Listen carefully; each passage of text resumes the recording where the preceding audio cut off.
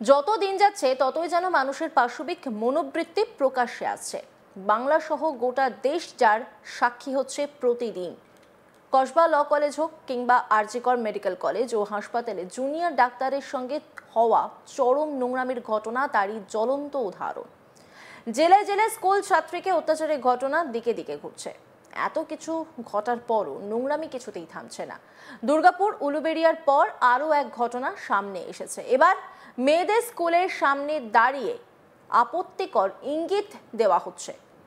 অভিযোগ পেয়ে অভিযুক্তকে ঘেরাও করে স্থানীয়রা, ধাওয়া করে অভিযুক্তকে ধরে ফেলে এলাকার মানুষ।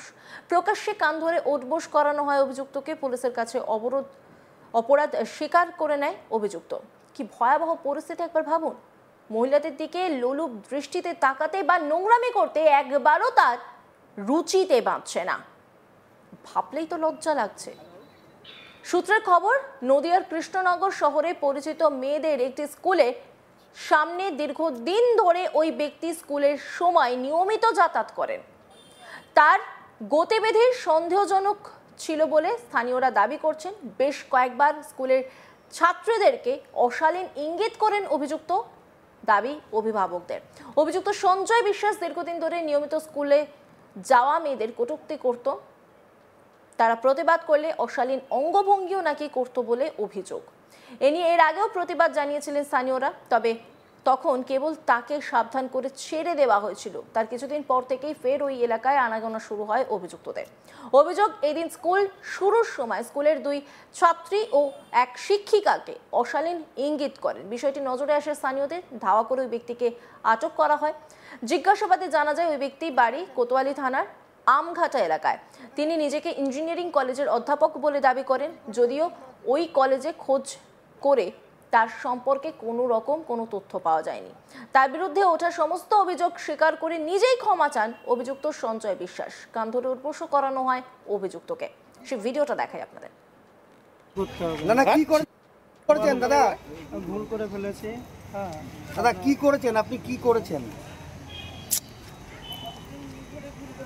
এই স্কুলের সামনে এসে কি করেছো? ক্ষমা চাও না দিদি ম্যাডামদের কাছে? যার একটু অসম্মান হয়েছে, আমি সবার কাছে ক্ষমা চাচ্ছি। আর কোনোদিন কখনো কি করেছে আপনি কি করেছেন সেটা জিজ্ঞাসা করছি।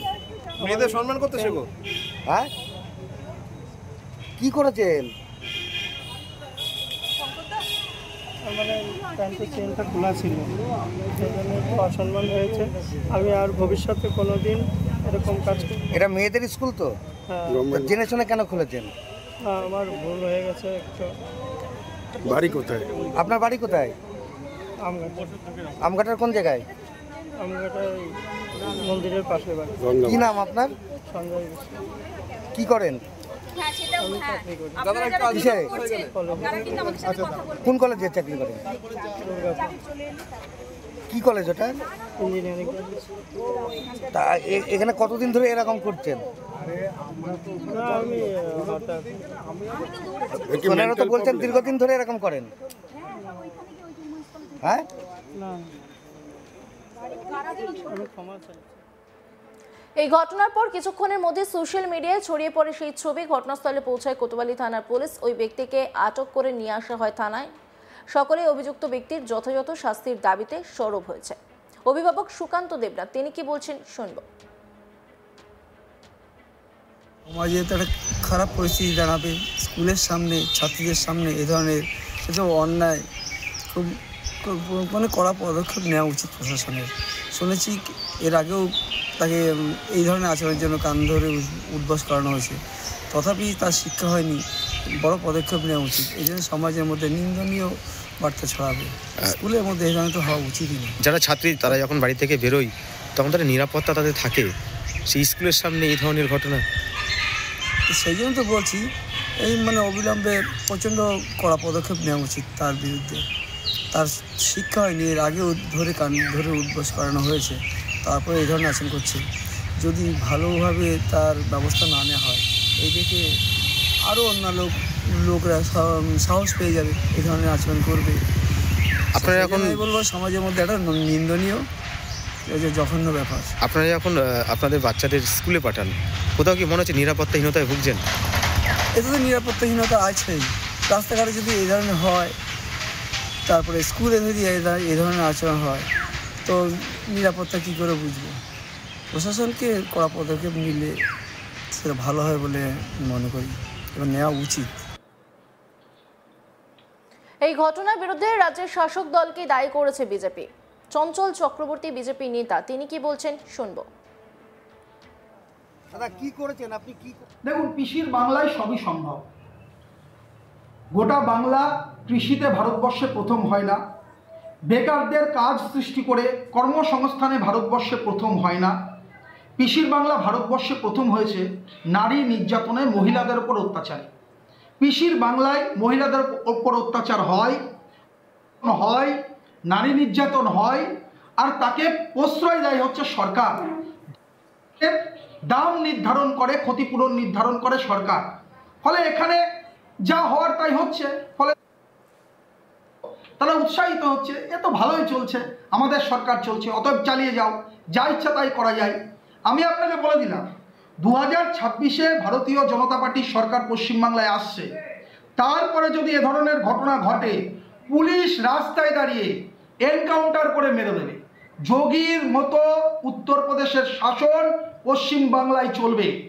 এই ধরনের মহিলাদের ওপর যারা অত্যাচার করবে, মহিলাদের ওপর অশ্রাব্য গালিগালাজ অঙ্গভঙ্গি যারা করবে, তাদের একমাত্র শাস্তি হচ্ছে শ্মশান যাত্রা তাদের নিশ্চিত করবে। ফলে একটাই পশ্চিমবাংলা থেকে পরিত্রাণ হওয়ার একটাই উপায়, সেটা হচ্ছে 2026-এর নির্বাচন, তৃণমূলের বিসর্জন। একজন মাঝবয়সী ব্যক্তি এই আচরণ করার পর যদি পরের দিনই দেখা যায় পুলিশের কাছ থেকে ছাড়া পেয়ে ঘুরে বেড়াচ্ছে, তাহলে তো এই অপরাধ আরও বাড়বে দিন দিন। আমি তো সেটাই বলছি, রাজ্যের মুখ্যমন্ত্রী প্রশ্রয় দিচ্ছেন, মহিলাদের ওপর অত্যাচারীদের প্রশ্রয় দিচ্ছেন, নারী নির্যাতনকারীদের প্রশ্রয় দিচ্ছেন। ফলে এটা তো এক ধরনের নির্যাতন। ফলে পুলিশ কি করবে?